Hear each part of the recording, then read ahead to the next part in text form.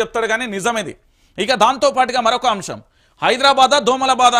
సిటీలో విపరీతంగా పెరిగిపోతున్న దోమలు. ఒకసారి చూద్దాం. నిద్రలేని రాత్రులు గడుపుతున్న నగరవాసులు. పురపాలక శాఖలో పడకేసిన పాలన, తీవ్ర నిర్లక్ష్యం, ఫిర్యాదులపై అలసత్వం. ఓ పక్క దోమల విడద, మరో పక్కన అంతంత మాత్రాన పారిశుద్ధం. స్వయంగా ముఖ్యమంత్రి పురపాలక శాఖకు హెడ్. సమీక్షతో కాలం గడిపేస్తున్న రేవంత్. పూర్తి స్థాయిలో కూడా నియంత్రణ కరువు. మౌలిక వసతులపై చర్చలు అన్న విమర్శలు. ఒకసారి ఇక్కడ చూద్దాం. రాష్ట్రంలో పురపాలక శాఖపై తీవ్ర స్థాయిలో విమర్శలు వస్తున్నాయి. నిద్రలేని రాత్రులు మిగులుతున్నందుకు థ్యాంక్స్ అంటూ ఎద్దవ చేస్తున్నారు. 129 మున్సిపాలిటీలు, 13 మున్సిపల్ కార్పొరేషన్లు ఉన్న రాష్ట్రంలో ఆ శాఖ పనితీరుపై తీవ్ర స్థాయిలో విమర్శలు వ్యక్తమవుతున్నాయి. ముఖ్యమంత్రి చేతిలోనే మున్సిపల్ అడ్మినిస్ట్రేషన్ ఉన్నా సరైన సమీక్ష లేక పురపాలక అస్తవ్యస్తంగా మారాయని, పాలన పడికేసింది అని పలువురు మండిపడుతున్నారు.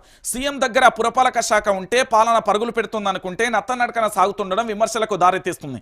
ఓ పక్కన రోజుకో కొత్త రోగంతో బెంబేలు ఎత్తిస్తుంటే మరో పక్కన పురపాలక శాఖకు సంబంధించి నిర్లక్ష్యం ఏంటి అంటూ కూడా చెప్తున్నారు. సరే, మనం ఏది జరిగినా ముఖ్యమంత్రి మీద ఆరోపణ చేయాలి, మనం ఏది జరిగినా బట్టగాల్చి ప్రభుత్వం మీద ఆరోపణ చేయాలి. అంతటితోనే సరిపోతుందా? ముఖ్యమంత్రి జీతాలు ఇస్తలేడా పురపాలక శాఖకు? ముఖ్యమంత్రి అక్కడ పనిచేసే దాంట్లో జీతాలు ఇస్తలేడా? ఇస్తాడు కదా. మరి ఎవరి తప్పు ఇది? ఎవరి తప్పు అంటున్నా? అధికారుల తప్ప, రాష్ట్ర ప్రభుత్వం తప్ప? ముఖ్యమంత్రి ఒక్కని ఇంట్లోకే పని చేయించుకుంటలేడు కదా. అదే సిటిజన్గా మన బాధ్యత కూడా లేదా? అరటికాయ తినుడే, తొక్క రోడ్ల మీద వేస్తుడే, ప్లాస్టిక్ పవర్లు పోతంటాడే, చాక్లెట్లు పొట్లు రోడ్ల మీద వేస్తాడు, ఏదన్నా ఉంటే కాయిదారు రోడ్ల మీద వేస్తుడేనే. ఇంకోటి, మన దగ్గర ఇంటికాడ చెత్త ఉంటే చెత్త అయినా తీసుకుపోతాడు అని వాళ్ళ ఏంది మొత్తం కుప్పలు నింపుడే. ఎవరు తప్ప పని చేయదు నాకు అర్థం కాని విషయం. డ్రైనేజీ వ్యవస్థ పోతా అంటే దాన్ని నింపి పడేసుడైనా. ఎక్కడికక్కడ మనం మన సిటీ, మన ఇల్లు మన ఎంత నీట్గా ఉంటుందో మన చుట్టూ ఉండే పరిసరాలను కూడా నీట్గా ఉంచుకోవాల్సిన బాధ్యత మనదే ఉంటుందా?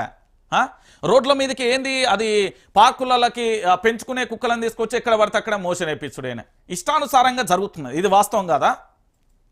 మళ్ళీ దాంతోపాటుగా సిటీలో కొన్ని రకాలైన మొక్కలను పెంచకూడదు, దానివల్ల పూర్తి స్థాయిలో కూడా ఇబ్బందికరమైన పరిస్థితులు ఏర్పడతాయంటూ కూడా చెప్పిన పరిస్థితి.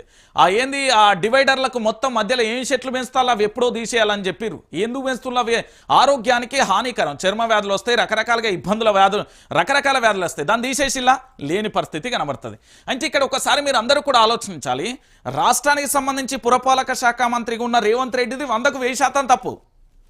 రేవంత్ రెడ్డికి సంబంధించి పూర్తి స్థాయిలో వెళ్ళి ఈ పురపాలక శాఖకు సంబంధించిన ముఖ్య కార్యదర్శి వెళ్ళి సారీ మా పరిస్థితి ఇది, దీన్ని ఎట్టి పరిస్థితుల్లోనైనా మీరు పూర్తి స్థాయిలో క్లారిటీ చేయండి, ఎందుకంటే మాకు ఇన్ని నిధులు కావాలి, లేకపోతే ఇలాంటి ప్రణాళిక కావాలి, ఇలాంటి సమీక్ష కావాలి, లేకపోతే ఈ అధికారాలు కావాలని చెప్పాల్సిన బాధ్యత అధికారుల మీద లేదా? అంటే సిటీ ఏమైపోయినా పర్వాలేదు పూర్తి స్థాయిలో అంటారా? అంటే దీనికి ఒక ప్రణాళిక లేకపోవడం వల్లనే అది ముఖ్యమంత్రి గారి తప్పైపోతుంది. ఎందుకంటే పురపాలక శాఖకు సంబంధించిన ఆయన అడ్మినిస్ట్రేషన్, దాంతోపాటు అధికారుల తప్పైపోతుంది. ఇప్పుడు అధికారులకు జీతాలు ఇస్తలేరా, బంగ్లాలు ఇస్తలేరా, ఏమి ఇస్తలేరండి? నాకు అర్థమైతలేదు. ప్రతి ఓరు మాట్లాడితే ఇష్టం ఉన్నట్టే మాట్లాడతారు. ఒకసారి మనం ఆలోచిద్దాం.